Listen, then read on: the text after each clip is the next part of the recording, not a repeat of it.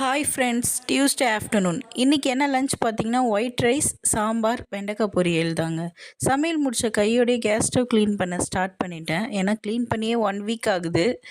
Gas stove clean பண்ண ஈஸியான 2 tips என்னென்னு பார்த்தீங்கன்னா, விம் லிக்யூட் ப்ளஸ் ஈனோ ரெண்டுமே மிக்ஸ் பண்ணி ஸ்ப்ரே பண்ணிவிட்டு ஸ்க்ரப்பர் போட்டு வாஷ் பண்ணிங்கன்னா நல்லா க்ளீனான ஒரு கேஸ் ஸ்டவ் கிடைக்கும்.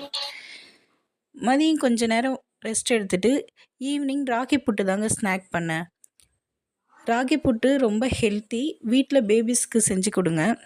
ராகி புட்டு செய்யும்போது ப்ரௌன் சுகர் ஆட் பண்ணுங்கள், ஒயிட் சுகர் ஆட் பண்ணாதீங்க. ப்ரௌன் சுகர் தான் நல்லா ஹெல்த்தி. சைட் பை சைட் டீயும் போட்டாச்சுங்க. ஈவினிங் ஸ்நாக் என்னென்னு பார்த்தீங்கன்னா, ராகி புட்டு, டீ ரெண்டுமே சேர்த்து சாப்பிட்டேங்க. பசங்களுமே நல்லா சாப்பிட்டாங்க. டேஸ்ட்டு ரொம்ப பிடிச்சிருந்தது அவங்களுக்கு. அப்புறம் 6 மணி போல் சாமிக்கு விளக்கேற்றி பூஜை பண்ணியாச்சு. ரொம்ப பீஸ்ஃபுல்லாக இருந்தது அந்த ஈவினிங்.